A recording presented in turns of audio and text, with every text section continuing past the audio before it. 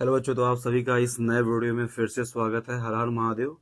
तो जैसा कि क्वेश्चन नंबर यहाँ पे है, क्वेश्चन नंबर 9 नहीं 8 है, arithmetic progression NCERT question number 8 5.3 है। तो क्वेश्चन को पहले एक बार मैं पढ़ देता हूँ और सुन लीजिए उसको ध्यान से, क्योंकि सुनना और समझना बहुत जरूरी है। तो बोला find the sum of the first 51 term. तो सम जानते हैं, ऐसा को क्या बोलते हैं? सम बोलते हैं। Sum of n term, sum of n term, n term. बात समझ में उसे क्या बोलते हैं? मतलब एपी दिया हुआ है, तो एपी का सम ऑफ एन टर्म ही क्या कहलाता है? एसएन कहलाता है। तो यहां हमसे पूछ रखा है एस 51 टर्म क्या किया है? पूछा है। तो एस 51 टर्म हमसे क्या किया है? पूछा है। जबकि दिया हुआ है, क्या दिया हुआ है? तो बोला है सेकेंड टर्म और थर्ड टर्म की जो वैल्यू है गिवन में क्या है? तो यहाँ पर लिख रखा है गिवन सेकेंड T2 की जो वैल्यू है वो कितना दे रखा है? 14 दे रखा है। और T3 की जो वैल्यू दे रखा है वो क्या दे रखा है? 18 दे रखा है। तो A1 A2 को ही क्या बोलते हैं? T2 बोलते हैं। और A3 को ही क्या बोलते हैं? T3 बोलते हैं। बात समझ में आ रही है? तो यहाँ पे आपको ये समझ में आ रहा होगा, ठीक। और जानते हैं क्या कि भाई ये दे दिया तो इसका हम यूज करके ए फाइंड आउट कर लेंगे।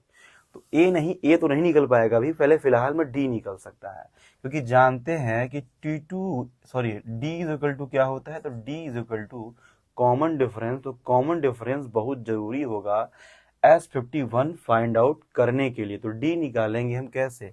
तो डी इज इक्वल टू होता है टी टू माइनस T1 होता है। तो यहाँ पर T1 तो दिया नहीं है, ठीक है। तो उसके जस्ट बाद वाला तो T3 माइनस T2 कर लेंगे। फार्मूला तो जानते हैं ना, कॉमन डिफरेंस जब सभी का अर्थमेटिक में सेम होता है तभी जो है कि अर्थमेटिक को फॉलो करता है और तभी ये क्वेश्चन सॉल्व हो पाता है। तो कॉमन डिफरेंस सेम होने चाहिए। तो D is equal to T2 minus T1, बड़े में से जस्ट पीछे वाले को क्या करते हैं? माइनस कर देते हैं। तो यहाँ पे जो T2 की वैल्यू कितनी है? T3 की जो वैल्यू 18 दी हुई है और T2 की जो वैल्यू दे रखी है कितनी? 14 दे रखी है। माइनस कीजिएगा तो 4 आ जाएगा। D is equal to the D की जो वैल्यू आ गई कितनी आ गई? वो D की वैल्यू 4 आ चुकी है, ठीक है। अब जानते हैं T2 की जो वैल्यू दिया हुआ है वो क्या दिया हुआ है? तो जानते हैं T2 इज इक्वल टू होता है A प्लस डी होता है। ये आप जानते हैं ना, जो टर्म पूछ रहा है या जो टर्म बोल रहा है, T2 बोलेगा तो A प्लस डी हो जाएगा, T3 बोलेगा तो A प्लस टू डी हो जाएगा।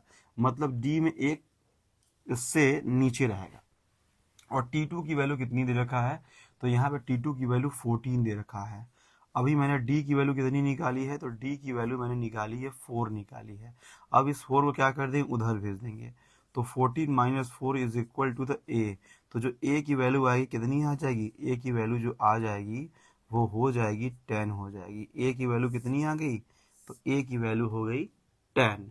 यहाँ पे क्या किया मैंने? इसको इधर भेज दिया तो 14 माइनस 4 कर दिया। A इज इक्वल टू कितना आ गया?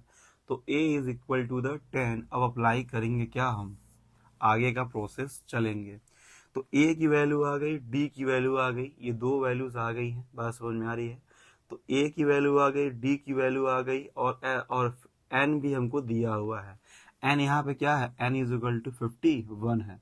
तो N इज इक्वल टू भी कितना है? 51 यहाँ पे दिया हुआ है। और इसी का तो सम टर्म पूछ रहा है ना, सम ऑफ 51 टर्म। फार्मूला होता है Sn is equal to the n by two bracket में 2a plus n minus 1 into D लगा देंगे, ठीक है। तो यहाँ पे एन बराबर कितना? तो 51 हो जाएगा, ठीक है। और n की वैल्यू कितनी हो जाएगी? 51 अपान में 2 हो जाएगी। अब उसके बाद 2 इंटू ए की वैल्यू कितनी है? तो ए की वैल्यू अभी जस्ट कितनी आई है? तो ए की वैल्यू जो आई है वो कितनी आ गई है? 10 आ गई है। तो यहाँ पे 10 लिख लीजिए, ठीक है। Plus n minus 1। तो n माइनस 1 मतलब 51 माइनस 1। और d की वैल्यू कितनी आ गई है? तो 4 आ गई है। तो 4 कर लीजिए, ब्रैकेट क्लोज। अब यहाँ पे क्या कीजिए? तो 51 अपान में 2। अब देखिए यहाँ पे अभी देखिए 2 इंटू 10 हो गया। अब यहाँ बच जाएगा कितना? तो 50 हो जाएगा। और इस 4 को तोड़ दीजिए तो क्या होगा? 2 इंटू 2 हो जाएगा। अब देखिए यहाँ से मतलब इधर साइड से और इधर साइड से, यहाँ से 2 और यहाँ से 2 क्या कर लीजिए? कॉमन ले लीजिए। बात समझ में आ रही है? तो यहाँ पे हो जाएगा 51 अपान में 2 इंटू 2 को करने कॉमन क्यों ले लिया, क्योंकि यहाँ बच जाएगा 10 और यहाँ हो जाएगा 50 इंटू 2 हो जाएगा और यहाँ 2 से 2 कट जाएगा। तो 51 इज इंटू और यहाँ पे क्या होगा, दोनों को इस पे मल्टीप्लाई करके जोड़ दीजिए। तो यहाँ हो जाएगा कितना 10 प्लस इन दोनों का मल्टीप्लिकेशन कितना हो जाएगा 100 हो जाएगा, ठीक है। और यहाँ 51 हो जाएगा इंटू दोनों को जोड़ दीजिए 110 हो जाएगा, ठीक है। अब क्या कर लीजिए, इसका इसमें मल्टीप्लाई कर लीजिए। तो यहाँ जब मल्टीप्लाई करेंगे तो देखिए यहाँ तो मेरे पास जगह नहीं है, तो इसको थोड़ा सा इरेज करना पड़ेगा। तो इरेज करना पड़ेगा, तो इरेज तो करेंगे भाई, जब इरेज नहीं करेंगे तो कैसे कहानी बनेगी, तो इरेज तो करना पड़ेगा ना। तो यहाँ पे क्या होगा, देखिए 0 अगर लास्ट में दिए हो तो उसको रिमूव कर लीजिए, मान लीजिए, रिमूव मत कीजिएगा, बस मल्टीप्लाई करने के लिए।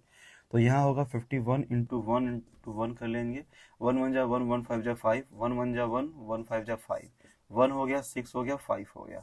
और जो 0 मैंने पीछे छोड़ा था इसको पीछे लगा दूंगा। तो यहाँ पे जो एस 51 की वैल्यू आएगी वो कितनी हो जाएगी, 5610 हो जाएगी।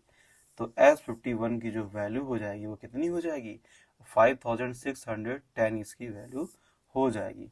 तो उम्मीद करता हूँ आपको अच्छे से समझ में आ गया होगा, और समझ में आ गया है तो प्लीज़ लाइक कीजिएगा, शेयर कीजिएगा एंड सब्सक्राइब कीजिएगा बच्चों।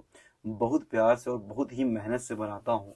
उम्मीद करता हूँ कि मेरी वीडियो आपको पसंद आती है, और पसंद आती है तो प्लीज़ लाइक कीजिए, शेयर कीजिए एंड सब्सक्राइब कीजिए।